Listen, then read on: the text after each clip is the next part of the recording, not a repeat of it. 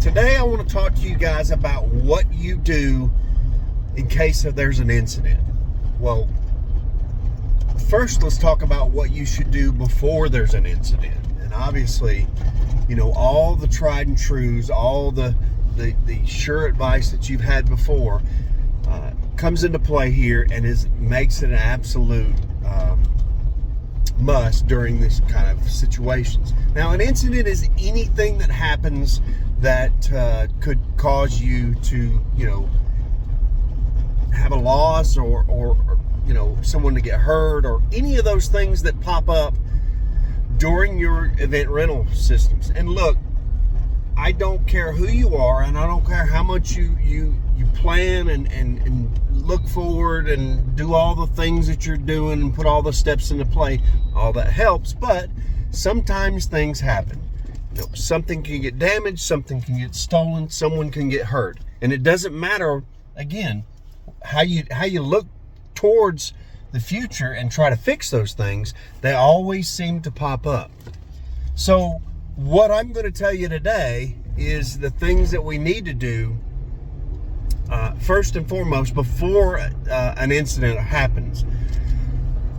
Pictures and video are amazing, and it helps immensely if you take pictures and video. Now, I want to tell you, and I want to warn you, if you're not doing what is right, pictures and video are immediately going to show that. If you're not staking your unit down, if you're not placing it in the right placement, if you're not, you know, doing the things that are required to you by the manufacturer of the unit, by the insurance company, by the rental, by the territory, by the customer, all of these things, it is really going to come back and bite you. So make sure that you're doing all of those things first, and that you're getting video or pictures, because those videos and pictures will show that you are doing the right things. Making sure that, you know, you have the right angles, the right lighting, showing the important parts that you need to show all come into play. So you need to make sure that when you take those pictures, you take the right pictures and you take them in such a way that they're covering everything that you need them to cover. Another thing is your contract. Make sure that you get a contract signed by the customer. There's tons of things that should be included in your contract, and one of those could be a release of liability.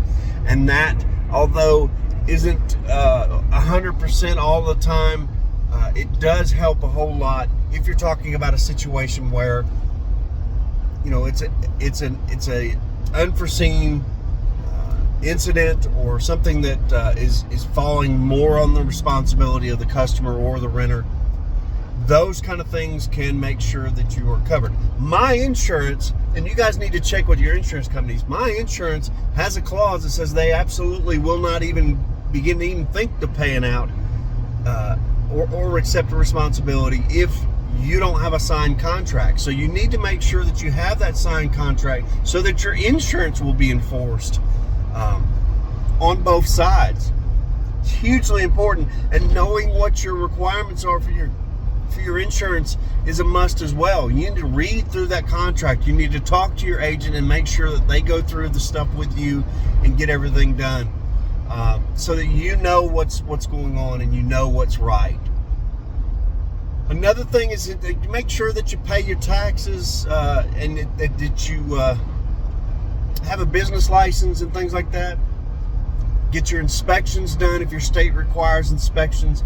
All of these things are what we call government intervention or government involvement in your business, and they're there to make sure that you're doing what's right, and in a situation where you're covered, at least by an outside agency looking at the things that you're doing, the practices and the procedures that you've got in place, and making sure that you're doing the things that are safe for your equipment and your customers, and that things are going the way that they should be going. These things can be a little daunting, and they can be a little nerve-wracking, because it's literally one of those situations where the people who are in charge, their job is to find something that's wrong, so they're looking for problems, but they're going to test and prod you. But the good news is that you will not only learn to do things the right way through trial and error, because they're gonna let you know when you do something wrong, but you'll also gain a contact within the state, so that you'll have someone to reach out to, so that you'll have someone to bounce things off of. And again, it's not something where you can call them every minute of every day and say, hey, what do I do about this, or what about this situation? But it is good to know that if you have someone there, that you can talk to them, that you can have this relationship with them that's going to go back and forth, and make sure that you're doing the things that are right, and someone on the outside looking in is saying that you're doing the right things as well. Let's talk about the incident report itself. Now, when you are filling out what is called an incident report, you'll either do one that you have yourself or one that is provided by the insurance company. And there's some things that are very, very important that you need to remember about this. Basically, what I want you to remember is the who, when, where, what, and how. Okay? All those questions need to be answered. Who was involved? Who got hurt? Who was there? Who were the witness? Who rented the unit? Who signed the contract? All of those who's need to be answered. And you need to have all the information on those who's. You know, what's their contact number? Where's their address? How do we get back in touch with them? All of those are important. And also, you need to make a notation as to who, what that who does, and what their relationship is to the situation. Whether they were a witness or whether they were the homeowner, or, you know, whatever. So that you're putting them in place. Where was the unit at? Where was it placed? What's the address? Where, you know, in relation to everything that was in the yard. And again, pictures and videos helps a lot with this, so you may want to keep that as well. But you need to also notate this in there, because sometimes pictures can be deceiving as far as the way that things are angled or set up, or you know, whatever. Also, if you set up your unit and you film it, and then you go back later on and you add stakes to it, or you do something like that, you need to notate that as well. Don't just rely on a video. You need to make sure that you're putting down everything that is done. What time of day, what's the date? All of this again makes a lot of difference, because you can time that with weather patterns. You can time it with, you know, things that are going on in the neighborhood, and things that are going, was it nighttime, was it daytime? You know, all those kind of things are factors that have a relationship to what the incident was, and you need to know, you know, when it falls into that. How did the incident occur? You know, what were the steps that happened that made this thing happen? You know, if people are telling you that X, Y, and Z happened because of this, that, or that, you need to notate that. And also make sure that you keep track of you know, stories that are you know, similar, and stories that are different, and why they're different. What was the thing that kind of put this person in a different perspective and made them see something that was a little bit different than that? All of these things have to come together and kind of go into that incident report, so that you are giving a clear picture. And also, it's important that you're doing this as soon as possible after the incident, because your memory is fresh then, and you won't go and forget things, and you'll be able to put all the details in there. If you have any communications at all, you need to save those communications. Text messages, phone records, things like that, showing that you had contacts, signed contracts, emails. All of these are forms of communication that may or may not shine some light. And at the very least, it shows a pattern of communication and stuff. So you need to make sure that you save all that stuff and don't let it fall to the wayside. this incident report is super important because you may not see the end of this for two years down the road. It may take a while for the legal process to go through if someone was hurt or if something was stolen or there was some damage, and the lawyers are doing what lawyers do, and they're taking their time and they're going through this stuff. So you need to make sure that this record that you're keeping is something that is going to last through the time without having something that is forgotten or misclaimed. Now, this may change, and you may have to add to this record because there may be situations where something was stolen, and then the police do their investigation, and something pops up, and they can add information to it. Also, your records need to include any other records that are out there. So if there is a police report, if there is some kind of phone bill or something like that has a relevance, if there's anything, a medical record, an ambulance, a 911 call record, all those kind of things can fall into it. And anything that you can gather can help solidify, the facts of what's going on before those facts disappear or before they're forgotten. And again, it's you making sure that the truth is putting out there, and that both sides are seen, and that everything is not left up to some kind of emotion. Because remember, injuries are emotional, theft is emotional, things that go on are emotional, and sometimes they can interfere with fact, especially if the facts aren't put in a situation where they're shown in such a way that they're part of the story. It's a lot easier to react with your heart and get in a situation where you're making decisions because of the way something feels, if there's no facts to back up whatever the true story is. So make sure you keep all that in mind. Make sure that you get all this and you keep it. This may be something that goes on for years, so don't get in a situation where you lose it or it gets erased on a computer. You thought you had it, but something went haywire and you lost it. Make sure that you keep solid copies, and then also that you're emailing these to whoever you need to email it to, whether it be legal help or your insurance company or your adjuster or whoever, so that they have a copy as well to kind of back up the things that you have. All of that is important, so make sure that you keep all that in mind. Another thing is your weather.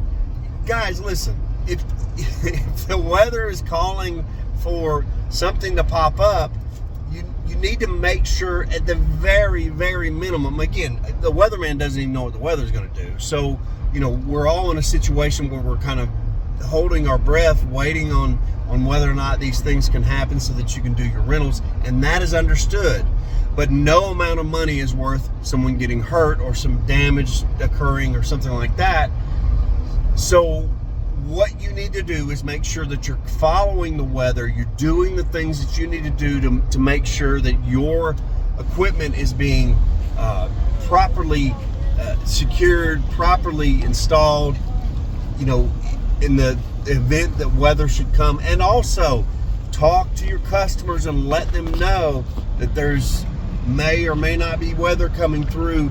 I tell all of my customers all of the time that if something pops up, that if a weather system pops up, they need to get the kids off and put the unit down, because you can have a situation where you have no forecast of what's going to happen, what's going to go on, and then all of a sudden one of these microburst storms pops up and it picks up your unit and damages something or hurts somebody or gets a situation, and we don't want any of that. So make sure that you're doing that. And again, installing your equipment correctly is paramount. Making sure that you're doing everything that the manufacturer is recommending, and they recommend certain points, anchor points on the unit. You need to make sure that you're doing those, and make sure that they're done right with the right kind of stakes. If you're using some kind of little chintzy, tent stake that you got from Walmart or something like that, that's not going to do it, because the manufacturer has some some recommendations for the depth and the type of stakes, the width of the stake. All of that is important because a thinner stake will come out a lot easier than a thicker stake. And also, you need to make sure that you're doing the things that they created the unit to do for, so that you're not trying to fall back on something that you have some experience on. They're the ones that made it. They're the ones that created the situation with the unit. So they're the ones that are the experts on how to install it and how to stake it. You need to make sure you follow their guidelines. And if you don't know, it should be in the user's manual. And if you still don't know, you should call them. Call them and ask them. Look on their website. I promise you, none of them are going to turn you down. None of them, because inevitably, if they're a reputable manufacturer, they have a liability as well, and they want to make sure that they're covering their liability as well. So, don't worry about, upsetting them or getting them, on the bad side or whatever. Call them up, even if you didn't buy them from them directly. If you have one of their pieces, call them up and say, look, I've got one of your pieces. I need to know the recommendations for how many stakes and what the anchor points are, and, the whole 9 yards. And this goes for sandbags as well. Make sure your sandbags are properly weighted. Underweighted sandbags or not enough sandbags can create a situation where you're not going to be following those specs that are set forth by the manufacturer, and going to put you in a situation where, again, you're wrong, and you don't want to be wrong. So yeah, follow all those, and look, communicate with your customers. Let them know that there are some dangers. There are some dangers with the weather. There's some dangers with the unit. There's some dangers with lightning. There's just whatever they are. Let them know. You don't have to scare them, and it's not a situation where you got to be in a terrifying position and letting them know, if you don't do this, the world's going to end. It is not any of that at all. But do let them know that there are some things that they need to be careful about and be mindful of. And never, ever, ever choose money over safety, no matter what. We just did an event where we had a huge weather coming in, and we had to call the event early. And I promise you, the organizers of the event will not be upset with you unless you keep an event going like that, and it creates a situation where people are put in danger. And they're going to know, they're going to want to know why you made that choice to endanger people instead of doing what was right, and put the units down or whatever you had to do. So again, I hope this stuff helps you guys. Listen, things are going to happen, and you need to make sure that you are in a situation where you're not on the wrong side of this, because the things that come out of this are huge. It's not only a huge expense on your insurance, but it could possibly be some personal liability as well. If you're not following your guidelines, if you're not following your instructions from your insurance company, if you don't have insurance and something happens, it's going to be a bad situation all the way around, because they're going to go after your business. They're going to go after you personally. They're going to make sure that they number one, take care of their expenses on their loss, but they're also going to make sure that you don't do this to someone else, and that could be a very, very costly lesson to learn. So don't even try it. Make sure that you got your things in order, and make sure that you're following your guidelines. Make sure that you have that liability release, and that you have those things that you need in your contract that's going to cover you, and also inform your customers so that they have information that can prevent these kind of stuff. Nobody wants to be in a situation, I promise you. Nobody is trying to get into a situation where there's a big fight or something like that. And honestly, given the placement and the time and the location and all those other variables that comes in, it's a very, very difficult task on its own, much less trying to get it to where you're trying to rig a system or fight something like that. So what you need to do is make sure you're doing all the things that are right. When you're placing your unit, you place the unit where it's safe, not just where the customer says, oh, do this, we don't care. Because inevitably, it's going to come down to a situation where they're going to say, whoa, hold on. You were the expert. You were the one that made the decision. So keep those things in mind. Make sure that you're doing the things that are important and keep those things covered. Thank you, guys. Keep watching. Give us a like. Give us a subscribe. Give us a thumbs up. And we'll see you guys on the next one.